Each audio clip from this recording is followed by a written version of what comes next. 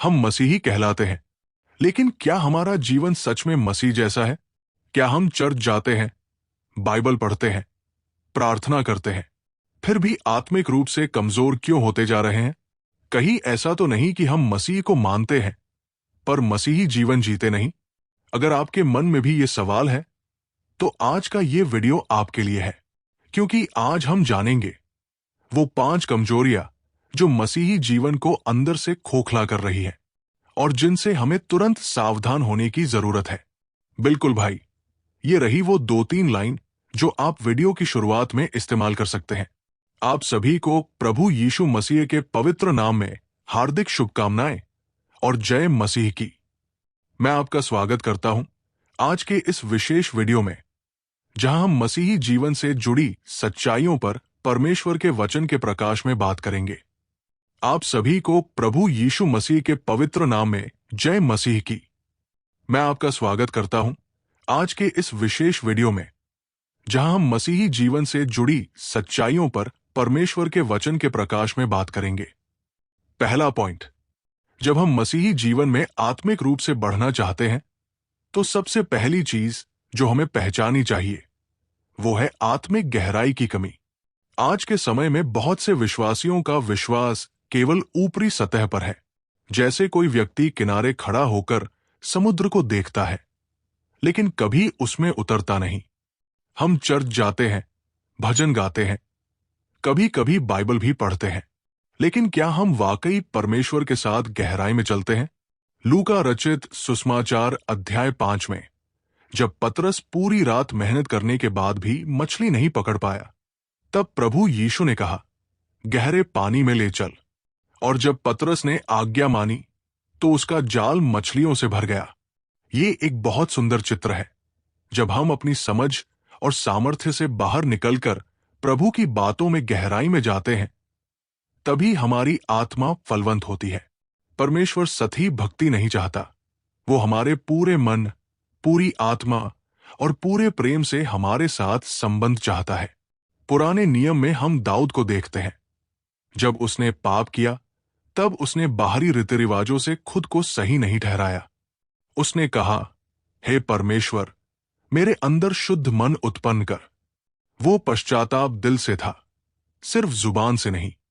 आज हम में से बहुत लोग आत्मिक जीवन को नियमों और आदतों तक सीमित कर चुके हैं, पर आत्मा का जीवन केवल तब बढ़ता है जब हम टूटे हुए मन से, सच्चे दिल से परमेश्वर के पास आते हैं। वही गहराई है जो परमेश्वर को पसंद है। दूसरा पॉइंट, जब हम आज के समय के मसीही जीवन की ओर ध्यान देते हैं तो एक बात बहुत दुख के साथ स्पष्ट रूप से दिखाई देती है। प्रार्थना का जीवन कमजोर होता जा रहा है।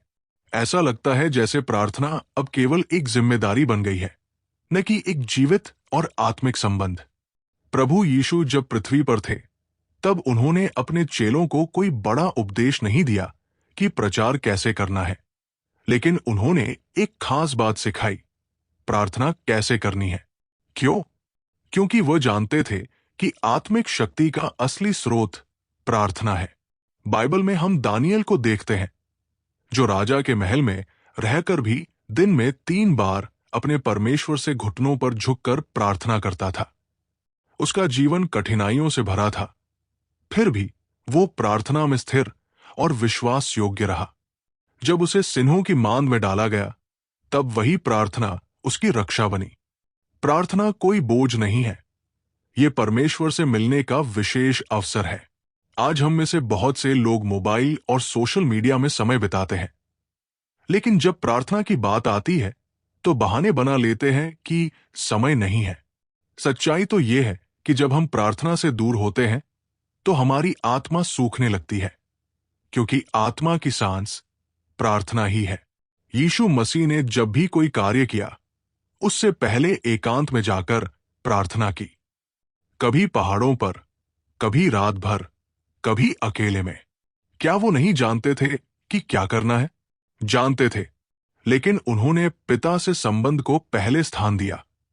जब हम प्रार्थना करते हैं तो वो कोई रस्म नहीं होती, ये तो हमारे और परमेश्वर के बीच आत्मा से आत्मा की बातचीत होती है। उससे कोई बात छुपी नहीं है, लेकिन जब हम टूटा हुआ दिल लेकर उसके पास आते हैं तो उसका दिल भी दया से भर जाता है। भाइयों और बहनों, ये समय है कि हम फिर से अपने घुटनों पर झुकें। जैसे एक बच्चा अपने पिता के पास बिना डर के आता है, वैसे ही हम भी आ सकते हैं। उससे कहें, हे पिता, मुझे सिखा कि मैं तुझसे कैसे बात करूं। आज भी प्रभु हमें बुला रहा है। मत्ती 7 अध्याय और 7 पद में लिखा है, मांगो तो तुम्हें दिया जाएगा, ढूंढो तो पाओगे, खटखटाओ तो तुम्हारे लिए खोला जाएगा। तीसरा पॉइंट, आज के समय में मसीही जीवन की एक और बड़ी कमजोरी है मसीहियों का संसार से समझौता कर लेना। जब हम बाइबल को पढ़ते हैं तो एक यूहन्ना 2 अध्याय और 15 पद में स्पष्ट रूप से लिखा है, तुम न तो संसार से और न संसार में की वस्तुओं से प्रेम रखो। यदि कोई संसार से प्रेम रखता है तो उसमें पिता का प्रेम नहीं है। परंतु आज के समय में हम देखते हैं कि बहुत से विश्वासी धीरे धीरे संसारिकता की ओर झुकते जा रहे हैं। वे सोचते हैं कि थोड़ा सा समझौता कर लेने में क्या हानि है, थोड़ा सा झूठ, थोड़ी सी चालाकी, थोड़ा सा दिखावा, ये सब आज नॉर्मल माना जा रहा है। परंतु प्रभु यीशु ने हमें एक अलग जीवन जीने के लिए बुलाया है।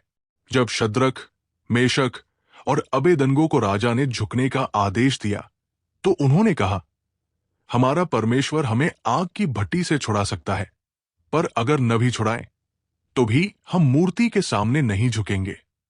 क्या आज के समय के मसीही उतनी ही मजबूती और निडरता से खड़े हो सकते हैं? संसार आज हमें आकर्षक चीजों से भर रहा है। सोचो अपनी खुशी की, जियो जैसे जीना है, दुनिया क्या कहेगी? पर बाइबल हमें सिखाती है कि हम इस संसार के नहीं हैं, हम तो स्वर्ग के नागरिक हैं। हमारे जीवन का उद्देश्य है परमेश्वर को महिमा देना, न कि संसार से तालमेल बिठाना। बहुत से लोग आज सोशल मीडिया पर अपने विश्वास से ज्यादा अपनी पर्सनालिटी दिखाते हैं। वे बाइबल हाथ में लेकर फोटो तो खिंचवाते हैं, पर दिल में बाइबल के अनुसार चलना नहीं चाहते। ये दोहरी जिंदगी है और ये आत्मिक रूप से बहुत खतरनाक है। परमेश्वर हमसे संपूर्ण समर्पण चाहता है। जब अब्राहम ने इसहाक को बलिदान देने के लिए तैयार किया, वो इसलिए था क्योंकि वो अपने जीवन में किसी चीज को परमेश्वर से ऊपर नहीं रखना चाहता था। क्या हम भी अपने जीवन के हर क्षेत्र में यही कह सकते हैं, हे प्रभु, तेरा ही मार्ग चले, तेरा ही नाम ऊंचा हो? संसार से समझौता केवल बाहर से नहीं होता, ये तो हमारे दिल की चुपचाप शुरुआत होती है। पर प्रभु हमें वापस बुला रहा है।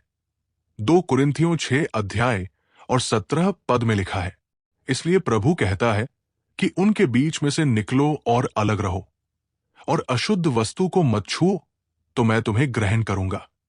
चौथा पॉइंट, वचन को न मानना, केवल सुनना, पर जीवन में न उतारना।